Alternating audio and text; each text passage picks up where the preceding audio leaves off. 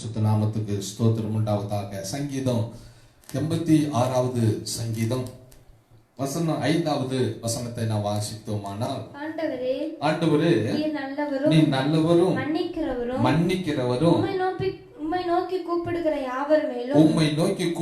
யாவர் மேலும் கிருபை மிகுந்தவருமாய் இருக்கிறீர். கர்த்தருடைய பரிசுத்த நாமத்துக்கு ஸ்தோத்திரம் உண்டாவதாக. நாம் ஆராதிக்கிற நம்முடைய தேவனாய் நம்ம கிறிஸ்துவுக்குள்ளே நம்மளை தெரிந்து கொண்ட கர்த்தர், அனாதை சிநேகத்தால நம்மளை சிநேகித்தவர், உலக தோற்றத்துக்கு முன்னே முன்குறித்திருந்தவர்,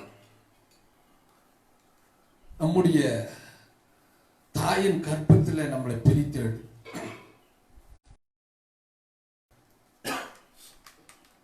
அவர் எப்படிப்பட்டவர் என்று வேதம் நமக்கு சொல்லுகிறது என்று சொன்னால், ஆண்டவர் நல்லவர், மன்னிக்கிறவர், தம்மை நோக்கி கூப்பிடுகிற யாவருக்கும் அவர் கிருபை மிகுந்த தேவன்.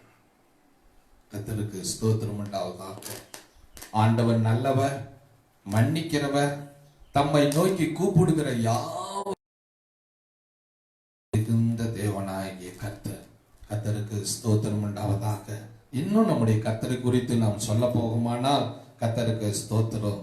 அவர் திக்கற்ற பிள்ளைகளுக்கு தகப்பன், அவர் விதவைகளின் நியாயத்தை விசாரிக்கிற ஆண்டவர். கர்த்தருக்கு ஸ்தோத்திரம் உண்டாவதாக. அவர் மனிதன் பார்க்கிற பிரகாரம் அவர் பார்க்கிறவர் அல்ல. அவருக்கு மாம்ச கண் அல்ல. மனிதன் முகத்தை பார்ப்பான், நம்முடைய ஆண்டவரோ உள்ளத்தில் இருக்கிற இருதயத்தில் இருக்கிறவைகளை அறிந்து கொள்ளுகிற, அதை பார்த்து அறிந்து கொள்ளுகிற நல்ல தகப்பனாய் இருக்கிறார். கர்த்தருடைய பரிசுத்த நாமத்துக்கு ஸ்தோத்திரம் உண்டாவதாக.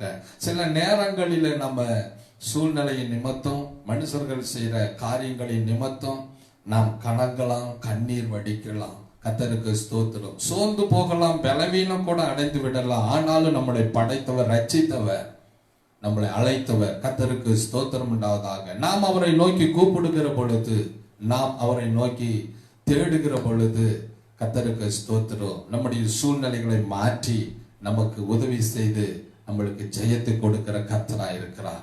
அவருடைய பரிசுத்த நாமத்துக்கு ஸ்தோத்திரம் உண்டாவதாக. இந்த 86ஆம் சங்கீதம் 5வது வசனத்திலே நான் வாசிக்கும் போது, ஆண்டவரே நீர் நல்லவர், நீர் மன்னிக்கிறவர், தம்மை நோக்கி கூப்பிடுகிற யாவருக்கும் கிருபை மிகுந்தவர். கர்த்தருக்கு ஸ்தோத்திரம் உண்டாவதாக.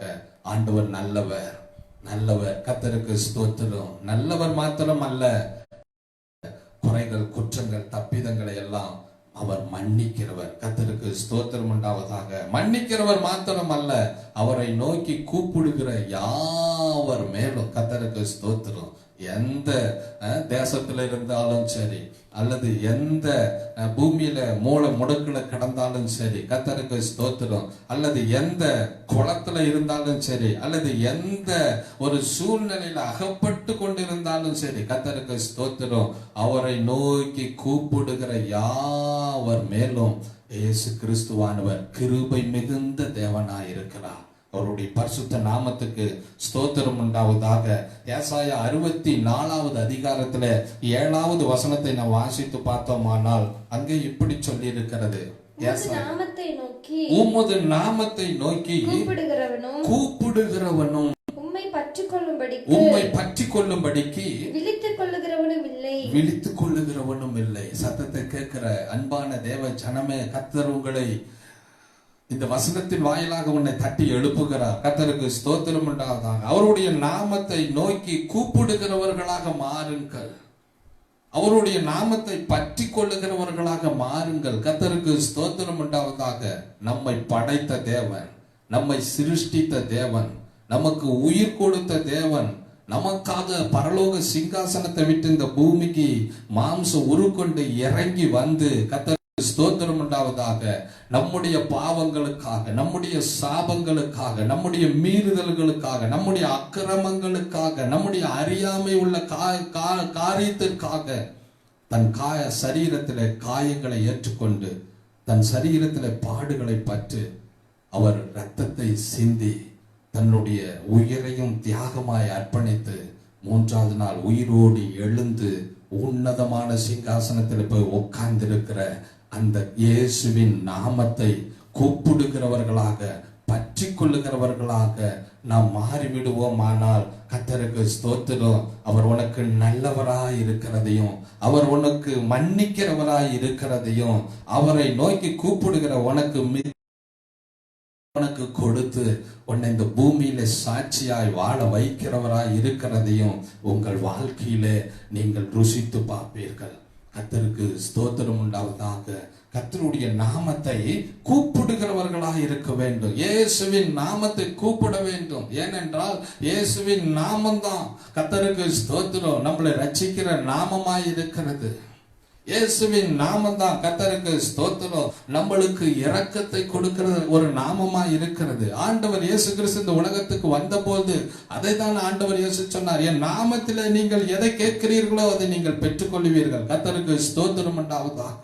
இயேசுங்கிற நாமத்தை நாம் பற்றி கொண்டு, இயேசுவின் நாமத்தை நமக்கு பரிகாரியாக சிலுவையிலே பலியான நாமத்தை கர்த்தருக்கு ஸ்தோத்திரம் அதை உறுதியாய் பிடித்து கொண்டு, எனக்காக ஒருவர் ரட்சிப்புக்காக இந்த பூமிக்கு வந்திருக்கிறார், என் பாவத்துக்காக ஒருவர் பலியாய் இருக்கிறார், எனக்கு வாழ்வை கொடுப்பதற்கு, என் மேல இறக்க வைக்கிறதற்கு, என்னை மன்னிக்கிறதற்கு, எனக்கு நல்லவராய் இந்த உலகத்தில் வெளிப்படுவதற்கு ஒரே ஒரு கர்த்தர், ஒரே ஒரு இரட்சகர், ஒரே ஒரு தேவன் கர்த்தருக்கு ஸ்தோத்திரம் இந்த பூமியிலே வந்து மரித்து அடக்கம் பண்ணி 3ஆம் நாள் உயிரோடு எழுந்திருக்கிறார்.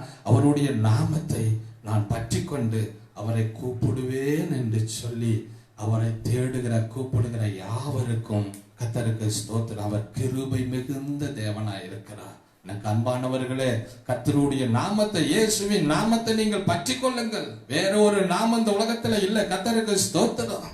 மேல வானத்திலும் கீழே பூமியிலும் மனுஷர்களுக்குள்ளேயும் ரட்சிப்பை கொடுப்பதற்கு, நமக்கு இரக்கம் செய்கிறதுக்கு ஒரே ஒரு நாமம், அது இயேசுவின் நாமம் மாத்திரமே.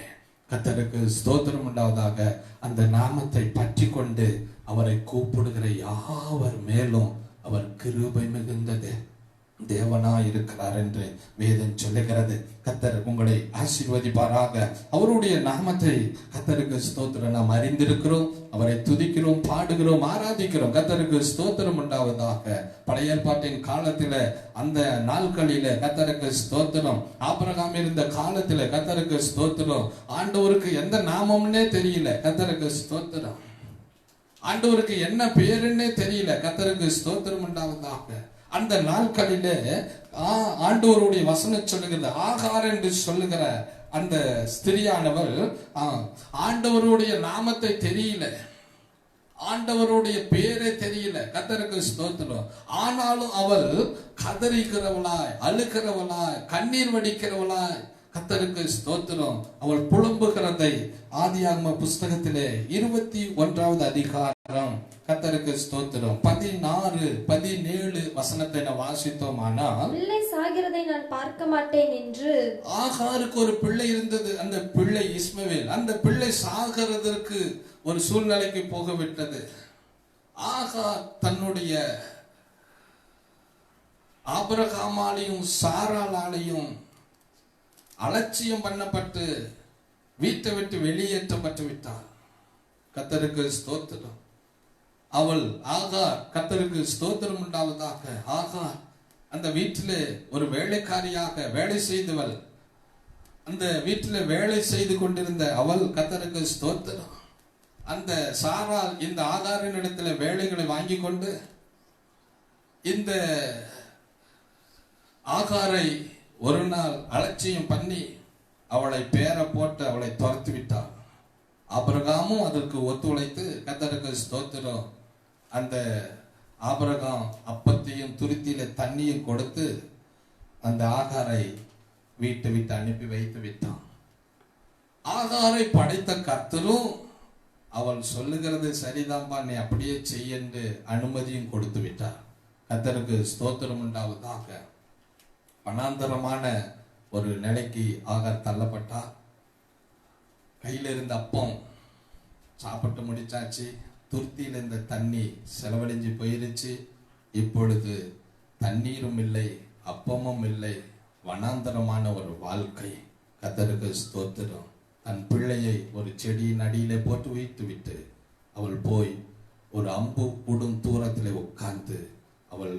அழுது கொண்டிருந்தாள் என்று வேதம் சொல்லுகிறது. 10வது வசனத்தை நாம் வாசித்தோம் என்று சொன்ன 17வது வசனத்தை நாம் வாசித்தோமானா, தேவன் பிள்ளையின் சத்தத்தை கேட்டா தேவதூதன் வானத்திலிருந்து ஆகாரை கூப்பிட்டு ஆகாரே உனக்கு என்ன சம்பவித்தது பயப்படாதே பிள்ளை இருக்கும் இடத்திலே தேவன் அவன் சத்தத்தை கேட்டார். கர்த்தருக்கு ஸ்தோத்திரம் உண்டாவது. ஆகார் தன்னை காயப்படுத்தினவர்களை, தன்னை தள்ளிவிட்டவர்களை, தன் பேர்ல பழிய போட்டவர்களை நினைத்து புலம்பிக் கொண்டிருக்கிறவர்களா இராதபடிக்கு, எனக்கு ஜீவன் கொடுத்த கர்த்தர், எனக்கு சுவாசம் கொடுத்த கர்த்தர், அவர் பேர் என்னன்னு எனக்கு தெரியாவிட்டாலும், அவர் நாமம் என்னங்கிறது எனக்கு புரியாவிட்டாலும், நான் அவரை பார்க்காவிட்டாலும், என் அறிவுக்கு அவர் எட்டாவிட்டாலும், நான் அழுகிறது, என் பிள்ளை அழுகிறது, என் சத்தத்தை கேட்கிறதற்கு ஒரு கர்த்தர் இருக்கிறார் என்று சொல்லி அந்த வனாந்தரத்திலே அவள் அழுது கர்த்தருக்கு ஸ்தோத்திரம் உண்டாவதாக. அந்த அழுகையின் சத்தம், பிள்ளையின் அழுகையின் சத்தம், அவள் அழுகையின் சத்தம், பரலோகத்திலே சிங்காசனத்திலே உட்கார்ந்து இருக்கிற ஆண்டவர் கர்த்தருக்கு ஸ்தோத்திரம், அவருடைய காது கேட்டது, அவருடைய கண்கள் பார்த்தது. கர்த்தருக்கு ஸ்தோத்திரம் உண்டாதாக. 19வது வசனத்தை வாசித்தால், தேவன் அவளுடைய கண்களை திறந்தார். தேவன் அவள் கூப்பிடுதலை கேட்டு, அவள் அழுகையை கேட்டு, அந்த பிள்ளையின் அழுகையை கேட்டு, அவளுக்கு நேரிட்ட சூழ்நிலையில ஆண்டவர் அவளுக்கு உதவி செய்யும்படியாக ஒரு நீரூற்றை கர்த்தர் திறந்து விட்டார். அவருடைய பரிசுத்த நாமத்துக்கு ஸ்தோத்திரம் உண்டாவதாக. ஒரு தண்ணீர் துறவை கர்த்தர் அவளுக்கு காமிக்கிறார். பயப்படாத என்று ஒரு வாக்கு தத்தத்தை ஆண்டவர் கொடுக்கிறார். கர்த்தருக்கு ஸ்தோத்திரம் உண்டாவதாக.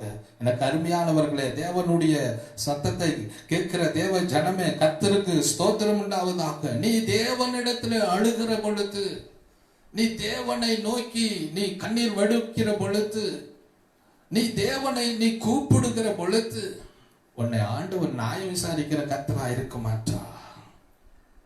உன் அக்கிரமத்தை விசாரிக்கிற கர்த்தரா இருக்க மாட்டா. ஏன்னா வேதம் சொல்ல, அவர் நல்லவர், அவர் மன்னிக்கிறவர், அவரை நோக்கி கூப்பிடுகிற யாவருக்கும் கிருபை மிகுந்த தேவன். நீயே அப்படி பண்ணன, நீயே இப்படி நடந்த, நீயே இதை செஞ்ச, ஆண்டவர் அதை கேட்கல. கர்த்தருக்கு ஸ்தோத்திரம். அவள் மேல கர்த்தர் கிருபையை வைத்தார், இரக்கத்தை வைத்தார். அவள் மேலையும் வைத்தார், அவளுக்கு கொடுத்த பிள்ளையின் மேலேயும் கர்த்தர் இரக்கத்தை வைத்தார். அவருடைய பரிசுத்த நாமத்துக்கு ஸ்தோத்திரம் உண்டாவதாக. உன் வாழ்க்கையில மனுஷர்களால தள்ளப்பட்டு இருக்கிறியா? காயப்பட்டு இருக்கிறியா? தள்ளி இருக்கிறார்களா? திக்கற்ற நிலைமையில இருக்கிறாயா? கைவிடப்பட்டிருக்கிறாயா? கலங்கி நிற்கிறாயா? கர்த்தருக்கு ஸ்தோத்திரம். மனுஷனை பார்க்கிலும் உனக்காக சிலுவையிலே பலியான இயேசுவின் நாமத்தை பற்றி கொண்டு அவரை நோக்கி நீ கூப்பிடுவாயானால், கர்த்தருக்கு ஸ்தோத்திரம், உன் மேலையும் உன் குடும்பத்தின் மேலையும் என் ஆண்டவர் மிகுந்த தேவனாய் இறங்கி செயல்படுவார். உன்னுடைய காரியத்தை அவர் மேற்பட்டுக் கொள்ளுவார். கர்த்தருக்கு ஸ்தோத்திரம் உண்டாது. இரண்டாவதாக, ஒரு மனிதன் சங்கீதம் 30வது சங்கீதத்தில 10-11வது வசனத்தை நான் வாசிப்போமானால், கர்த்தருக்கு ஸ்தோத்திரம்.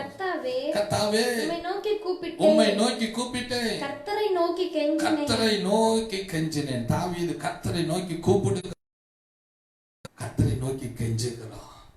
கர்த்தருக்கு ஸ்தோத்திரம் உண்டாவதாக. தாவீது கர்த்தரை நோக்கி கெஞ்சுகிறான். கர்த்தருக்கு ஸ்தோத்திரம். எப்படி கூப்பிட்டு எப்படி கெஞ்சினான் என்று அங்கே 11வது வசனத்தை வாசித்தோமானால், என் புலம்பலை ஆனந்த களிப்பாக மாற பண்ணினீ. என் புலம்பலை, கர்த்தருக்கு ஸ்தோத்திரம், புலம்பி கெஞ்சுகிறான். கர்த்தருக்கு ஸ்தோத்திரம் உண்டாவதாக. ஒரு புலம்பல்,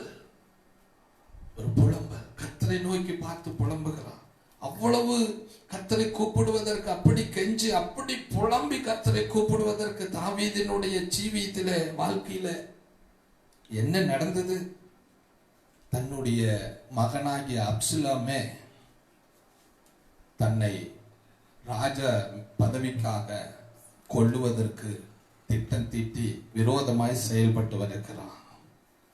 தம் கூட நண்பனாக, நல்லவனாக, அன்புள்ளவனாக பந்தியில பங்கெடுக்கிறவனாக கூட இருந்த அகித்திப்பேல் கர்த்தருக்கு ஸ்தோத்திரம். தனக்கு துரோகத்தை விளைவித்து விட்டு எதிரியின் கூட்டத்தில் போய் சேர்ந்து கொண்டான். தனக்கு மேலே இருந்த கர்த்தருக்கு ஸ்தோத்திரம். முதல் இஸ்ரவேலரின் ராஜாவாகிய சவுல் இந்த தாவீதுக்கு துன்பத்தை கொடுத்து கொண்டு, இந்த தாவீதை காய் மார்க்கமாய் பார்த்து கொண்டு, இந்த தாவீதின் மேல் பொறாமை கொண்டு கர்த்தருக்கு ஸ்தோத்திரம் உண்டாவதாக தந்திரமாக, சூழ்ச்சியாக, வஞ்சகமாக இந்த சவுல் ராஜா இந்த தாவீதை கர்த்தருக்கு ஸ்தோத்திரம் எப்படியாவது எதிலையாவது சிக்க வச்சு விழ வச்சு இந்த தாவீதை இந்த பூமியில நீக்கி போடணும்னு சொல்லி இந்த சவுல் ராஜா அப்படி ஒரு கோலத்துல செயல்படுகிறான். தன் மகன் ஒரு விதத்துல, தன் கூட இருந்த சிநேகிதனை போல இருந்த அகித்திப்பேல் அவன் ஒரு கோலத்துல, தனக்கு மேல இருந்த ராஜாவாகிய சவுல் அவர் ஒரு திட்டத்துல இந்த காரியங்களை எல்லாம் தாவீதினுடைய வாழ்க்கையில கண்டபோது அவன் உள்ள உடைக்கப்பட்டது. அவன் புலம்புகிறவனாய் மாறினான். அவன் கர்த்தரை தேடுகிற ஒரு நிலையில, ஆண்டவரே ஆண்டவரே என்னை சூழ்ந்திருக்கிற காரியங்கள் இப்படி இருக்கிறது, எனக்கு நேரிட்ட கொடுமைகள் இப்படி இருக்கிறது, நான் இப்படிப்பட்ட ஒரு நிலையில நான் தள்ளப்பட்டு இருக்கிறேன் என்று சொல்லி புலம்பி புலம்பி கர்த்தருக்கு ஸ்தோத்திரம். மனுஷங்கிட்ட ஓடி கையில நிக்கல, மனுஷங்கிட்ட ஓடி தன்னுடைய காரியத்தை சொல்லல. என்னை சிருஷ்டித்தவர், என்னை படைத்தவர், எனக்காக சிலுவையில பலியாக தன்னை ஒப்பு கொடுத்தவர், என் பரிகார் என்னோடு பிணைக்கப்படுவா, என்னோடு இணைக்கப்படுவா, எனக்கு தோல் கொடுப்பார், எனக்கு துணையா இருப்பார், என்னை அபிஷேகம் பண்ணினவர் என்னை கைவிட மாட்டாருங்கிற அந்த விசுவாசத்தோடு ஆண்டவரை நோக்கி புலம்பினான். கர்த்தருக்கு ஸ்தோத்திரம். வேதம் சொல்லுது, என் புலம்பலை ஆனந்த கழிப்பாக மாற்றிவிட்டார். இந்த அன்பான தேவ ஜனமே, கர்த்தருக்கு ஸ்தோத்திரம்.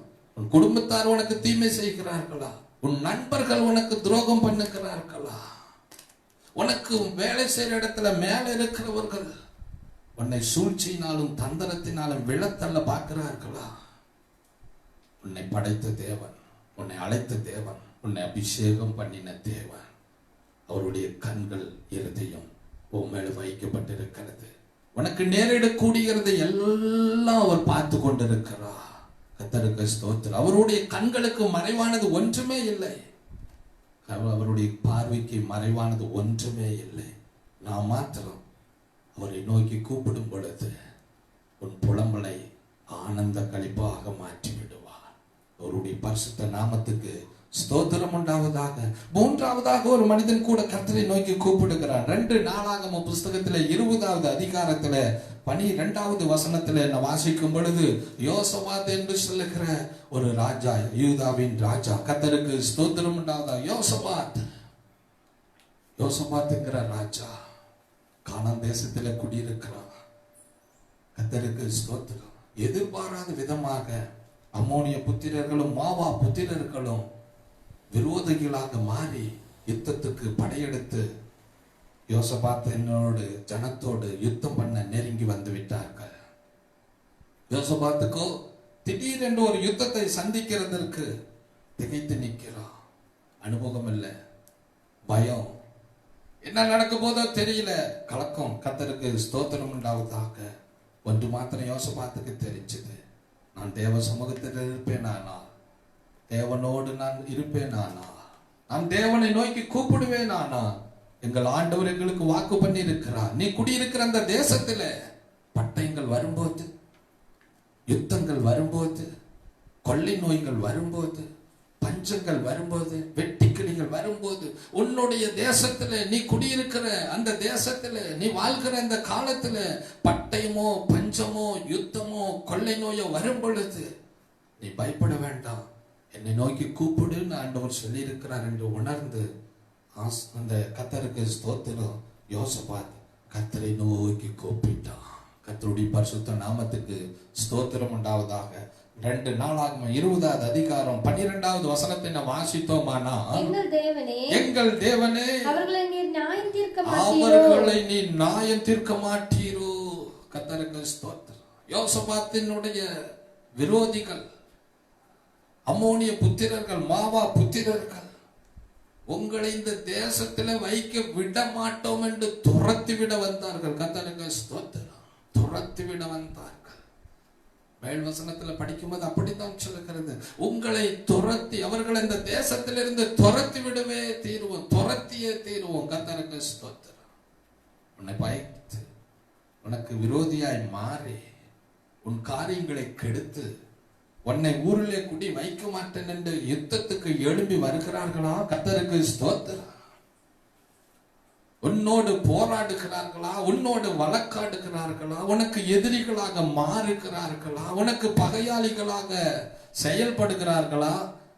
சத்தத்தை கேட்கிற சகோதரனே, அபிஷேகம் பண்ணப்பட்டவர்களே, தேவனால் அழைக்கப்பட்டவர்களே, கர்த்தரை நம்பி வாழ்கிறவர்களே, கர்த்தருக்கு ஸ்தோத்திரம் உண்டாவதாக. நீ அவரை நோக்கிப்பா, நீ அவரை நோக்கிப்பா. எங்களை துரத்தி விட வருகிறார்கள், எங்களை இந்த தேசத்துல வாழ விட மாட்டேன் என்று சொல்லுகிறார்கள். அப்படியா? அவ்வளவு போர்ஸா வருகிறார்களா? அப்படி விரோதமாய் எழும்பி வருகிறார்களா? ஒன்றாய் சேர்ந்து கொண்டு வருகிறார்களா? கர்த்தருக்கு ஸ்தோத்திரம். மனுஷன் தானே உனக்கு விரோதமா ஒன்று சேர்ந்து வருகிறான். கர்த்தர் உன்னோடு ஒன்று சேர்ந்து யுத்தத்தை நடப்பிக்க வல்லமை உள்ளவராய் இருக்கிறாரே. அவருடைய பரிசுத்த நாமத்துக்கு ஸ்தோத்திரம் உண்டாவதாக. நடந்தது என்ன? வேதத்தை நாம் அறிந்திருக்கிற நமக்கு தெரியும். ஒருவருக்கொருவர் விரோதத்தை கர்த்தர் எழுப்பி ஒருவருக்கொருவர் வெட்டி கொண்டு சாகும்படி கர்த்தர் செய்து விட்டார். 30வது வசனத்தில் நான் வாசித்து பார்த்தோமானால், இவ்விதமாய் தேவன் சுற்றுப்புறத்தாரால் யுத்தமில்லாத இளைப்பாறுதலை அவனுக்கு கட்டளையிட்டு யோசபாத்துக்கு கர்த்தர் கட்டளையிட்டு விட்டார். அன்பான தேவ ஜனமே, உன்னை சுத்தி இருக்கிற ஜனங்கள் உன்னோடு போராடுகிறார்களா? உனக்கு பிடிக்காதவங்க உன்னோடு வழக்காடுகிறார்களா? உன்மேல் பொறாமை கொண்டவர்கள், எரிச்சல் கொண்டவர்கள், பகைக்கிறவர்கள், உன்னுடைய வளர்ச்சியோ உன்னுடைய முன்னேற்றத்தையோ உன்னுடைய வாழ்க்கையை பார்த்து பொறாமை கொண்டவர்கள், கர்த்தருக்கு ஸ்தோத்திரம், உனக்கு யுத்தத்துக்கு எழும்பி வருகிறார்களா? துரத்தி விடுவேன்னு சொல்லிக்கிட்டு வரார்களா? உனக்கு ஒரு அருமையான இரட்சகர் இருக்கிறார். உனக்கு அற்புதமான ஒரு கர்த்தர் இருக்கிறார். அவர் நல்லவர், அவர் மன்னிக்கிறவர், அவர் கூப்பிடுகிற யாவர் மேலும் கிருபையை மிகுந்த கர்த்தர். யோசபாத் அவரை நோக்கி கூப்பிட்டான். எங்களை துரத்தி விட வருகிறார்கள், எங்களோடு யுத்தம் பண்ண வருகிறார்கள், எங்களுக்கு இளைப்பாறுதலை கெடுக்க வருகிறார்கள். ஆண்டவரே, நீ தந்த சுதந்திரம், ஆண்டவரே நீ தந்த தேசம், ஆண்டவரே நீ தந்த ஆசீர்வாதங்கள், நீ தந்த இந்த ஆண்டவரே காரியங்கள், இதிலிருந்து எங்களை துரத்தி விட சத்ருவா விரோதியாய் மாறி வருகிறார்கள். யோசபாத் கர்த்தரை நோக்கி கூப்பிட்டான். கர்த்தர் அந்த யுத்தங்களை எல்லாம் ஒன்றுமில்லாமல் ஆக்கி போட்டு ஆண்டவர் யோசபாத்துக்கு ஒரு இளைப்பாறுதலை அவனும் ஜனத்துக்கு கர்த்தர் கட்டளையிட்டு விட்டார். நம்முடைய தேவன் நீதி உள்ள தேவன். நம்முடைய தேவன் பரிதானம் வாங்குகிற தேவன் அல்ல. நம்முடைய தேவன் பட்சபாதம் பண்ணுகிற தேவன் அல்ல. நம்முடைய தேவன் முகதாட்சணை பண்ணுகிற தேவன் அல்ல. அவர் திக்கற்ற பிள்ளைகளின் ஜெபத்தை கேட்கிற தேவன். கர்த்தருக்கு ஸ்தோத்திரம் உண்டாவதாக. நம்முடைய தேவன் ஐஸ்வர்யவான்களை காட்டிலும், பிரபுக்களை காட்டிலும் ஏழ்மையானவர்களுடைய கூப்பிடுதலை அவர் காதிலே விழும்படி செய்கிற தேவன் அவர். அவருடைய பரிசுத்த நாமத்துக்கு ஸ்தோத்திரம் உண்டாவதாக. ஆசா தன் தேவனாகிய கர்த்தரை யுத்த காலத்திலே அவரை நோக்கி கூப்பிட்டான். கர்த்தர் அந்த யுத்தத்திலே இவன் யுத்தமே பண்ணாதபடிக்கு கர்த்தரே இவனுக்காக யுத்தம் பண்ணி இந்த யோசபாத்துக்கும் அவன் ஜனத்துக்கும் இளைப்பாறுதலை கர்த்தர் கட்டளையிட்டு விட்டார். கர்த்தருக்கு ஸ்தோத்திரம் உண்டாவதாக. கர்த்தரை நோக்கி கூப்பிடுகிறது எவ்வளவு உனக்கு பாக்கியத்தை கொண்டு வருகிற கூடியதாக இருக்கிறது என்று யோசித்து பாருங்கள். கர்த்தருக்கு பிரியமான சகோதரர்களே, சகோதரிகளே, சத்தத்தை கேட்கிறவர்களே, அவருடைய நாமத்தை பற்றி கொண்டிருக்கிறவர்களாக இருக்க, என்ன சூழ்நிலை உங்களுக்கு நேரிட்டாலும் சரி, மனுஷன் கையில போய் நிக்காதீங்க, மனுஷன் கையில போய் விழாதீங்க, மனுஷன் கையில போய் ஏந்து நிக்காதீங்க. கர்த்தருக்கு ஸ்தோத்திரம்.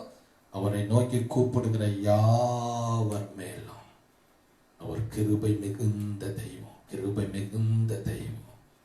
லூக்கா சுவிசேஷத்துல 18வது அதிகாரத்துல 7வது வசனத்தை நாம் வாசித்து பார்த்தோமானா, அந்தபடியே தேவன் தம்மை நோக்கி இரவும் பகலும் கூப்பிடுகிறவர்களாகிய தம்மால் தெரிந்து கொள்ளப்பட்டவர்களுடைய விஷயத்தில் நீடிய பொறுமை உள்ளவராய் இருந்து அவர்களுக்கு நியாயம்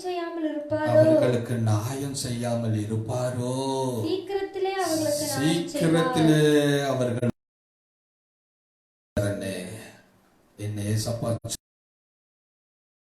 கர்த்தருக்கு ஸ்தோத்திரம் உண்டாவதாக. இரவும் பகலும் அவரை நோக்கி கூப்பிடுவதற்குன்னு ஆண்டவர் சிலரை தெரிந்தெடுத்திருக்கிறார். அவர்கள் இரவும் பகலும் கர்த்தரை துதித்துக் கொண்டிருப்பார்கள், கர்த்தரோடு இருப்பார்கள், கர்த்தரால் நடத்தப்படுவார்கள், கர்த்தர் சொல்லுகிறதை செய்கிறவர்களாய் இருப்பார்கள். அவர்கள் யார்? கூப்பிடுவதற்காகவே தெரிந்து கொள்ளப்பட்டவர்கள். அவர்கள் விஷயத்தில் ஆண்டவர் சில நேரங்களிலே சில காரியங்களே ஆண்டவர் பொறுமை உள்ளவராய் இருப்பார். கர்த்தருக்கு ஸ்தோத்திரம்.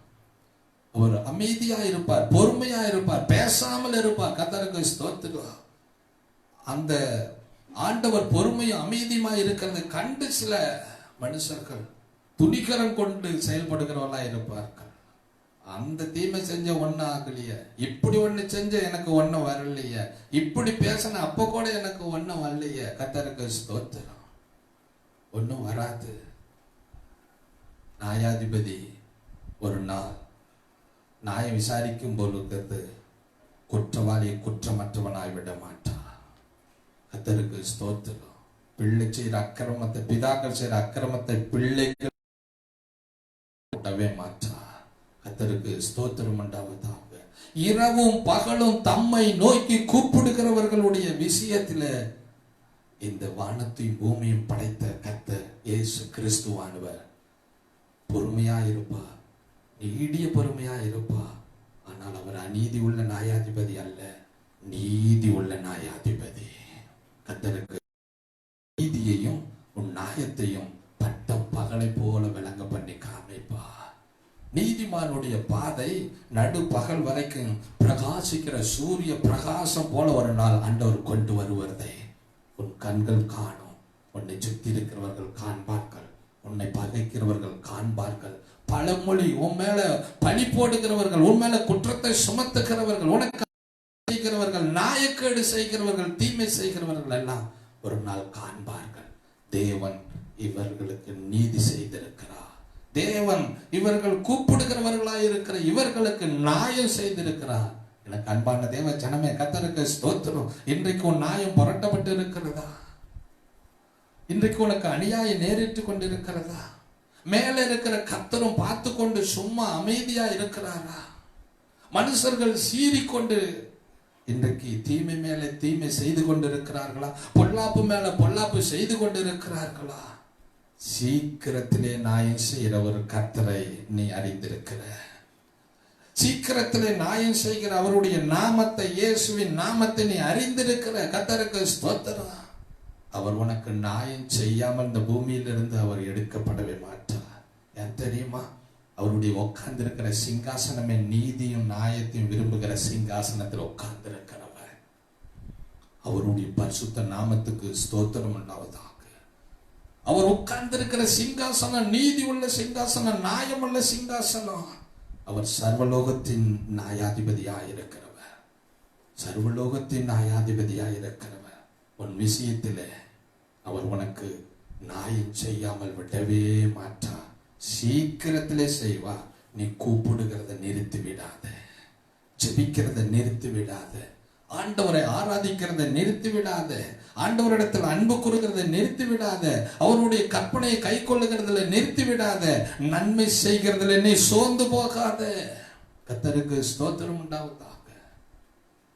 நீ கர்த்தருக்கு முன்பாக நீதியும் நியாயத்தோடு உன் காரியத்தை நடப்பித்துக் கொண்டீரு. கர்த்தர் உனக்கு நியாயம் செய்கிறதை உன்னை சுத்தி இருக்கிறவர்கள் எல்லாம் காண்பார்கள். அவருடைய பரிசுத்த நாமம் அன்றைக்கு நீதி உள்ள நியாயம் அது விளங்கும். கர்த்தர் உங்களை ஆசீர்வதிப்பாராக. அவரை நோக்கி கூப்பிடுகிற அந்த 7 விதவையும் கூட கர்த்தர் நியாயத்தை ஆண்டவர் தீர்த்து அவளுக்கு நியாயம் செய்து விட்டார்.